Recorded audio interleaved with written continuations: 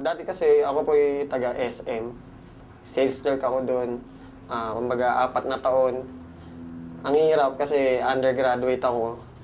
Okay, kumbaga sabi ko, nung hindi ako nakatapos ng pag-aaral, hindi naman pwedeng tatambay lang ako. Kasi one time, nangingi ako ng pera sa mama ko, nakasimangot. Parang ang hirap na everyday mangingi ka lang ng pera, wala ang source of income. So, nag-work ako sa SM. Kaya lang, parang napapansin ko, ang tagal na ng panahon, wala nagbabago sa akin. Dumating yung time na yung escalator na dinadaanan ko, yun lang lagi. 3 taon na, 4 na taon na, wala nagbabago.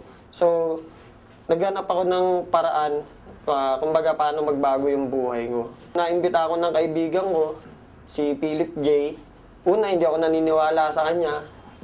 Ang tagal niya ako iniimbita pero wala kasi sa SM, syempre, 8 oras ka nakatayo. Kumbaga, pag day off ko, nagsisinungaling na lang ako, kunwari may lakad ako para hindi ako makapunta sa kanya. Pero yung time na nakita ko yung negosyo, isa lang sinabi ko, isa lang naisip ko, sayang. Sana pala nung una pa lang, iniimbita niya ako. Kumbaga, sumama na ako.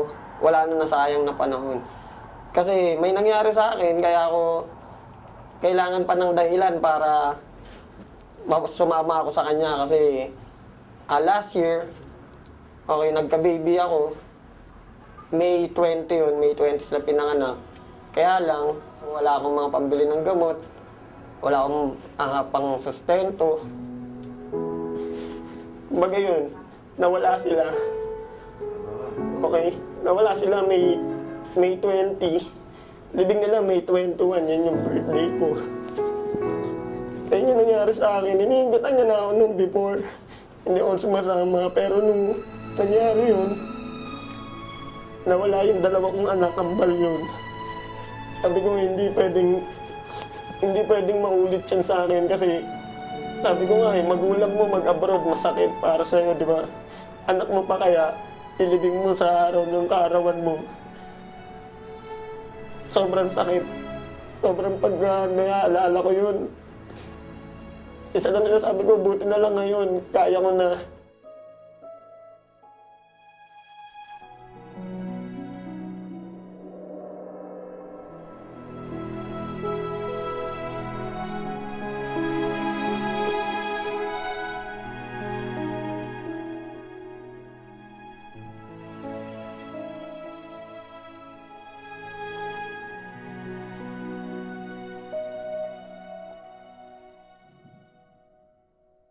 Imagine, pambili nung mga pangangailangan nung kambal ko, hindi ko mabili kasi wala akong pera, wala ako. Kaya ngayon, nandito ako. Sabi ko, hindi na mauulit yun. Kaya ngayon, sumama ako sa V-Mobile para hindi na maulit yung mga dati nangyari sa akin. Alam mo yung walang-wala ka. Kinabaho mo, pagsahod mo, bus ka agad, alam mo yun, parang bayad utang lang, trabaho, bayad utang ka, wala nangyayari. Kaya nung dumating yung nangyari sa akin na yun, sobrang sakit. Parang wala akong magawa. Sinabi sa akin ng mga doktor, wala daw pag-asa kasi 6.5 months, pero hindi naman ganun eh. Sinabi lang nila yun para wag ako masaktan. Ngayon, masasabi ko, umikot talaga yung buhay ko. Bawat minuto ng oras ko, bawat segundo, masasabi ko may kwenta na, may sense na. Okay, sa financial, napakalaki. Nabibili ko na yung mga gusto ko. Bata pa ako, naisip ko, ba't ang daming kotse, nakasakay ka sa bus? Ang daming sasakyan, pero bakit pamilya namin wala? Okay, so ngayon, dito sa V-Mobile, kayang-kaya na. Kumbaga, magbibilang ka lang ng ilang buwan. Gusto mo ulit bumili, kayang-kaya mo. Actually, sa buong pamilya ko, natutulungan ko na sila. Dati, mama ko manghiram lang sa akin ng 200. Bukas, sisingilin ko na.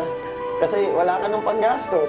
Ngayon, bigyan mo 1,000, 2,000, wala na eh. Hindi mo na iisipin kasi laging papasok na yung income sa'yo. Yung father ko, sumali siya nung nakabili na ako ng kotse. Siyempre, mga tao, pati mga kaibigan ko, nung nakabili na ako ng kotse, doon na sila nagsisalian. Kaya lang, sumali nga sila, pero ang problema, yung time.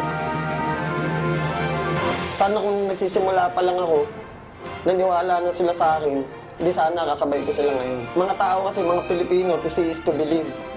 Actually, magulang ko, ganun din eh. Nung sinabi ko sa kanila yung negosyo, inintay pa nila na magka-resulta ako. Ayaw pa nga ako pag-resignin ng mama ko sa SM kasi sayang daw yung 13th month. Ma-advise ko lang, magtiwala ka. Kasi yun lang naman ginawa ko. Nagtiwala lang talaga ako. Unang-una kasi pwede mo isipin na imposible. Pwede mo isipin na walang mangyayari sa'yo dito. Pero once na inisip mo yun, talagang wala. Isipin mo lang na kaya mo, magtiwala ka sa mga taong nakapaligid sa'yo. Ako, sobrang laki ng papasalamat ko sa mga grupong nakapaligid sa akin. Techno Royal, Prestige, Triad, okay sila Martin, Elite. Okay kami dito kahit hindi kami magkaagrupo. Pamilya kami lahat. Nandyan sila, aalalay sila para sa'yo. Sobrang nagpapasalamat po ako sa V-Mobile. Kasi sa totoo lang, nung pag nagdadrive po ako ng kotse, ako lang isa iniisip ko, paano kaya kung wala ako sa V-Mobile?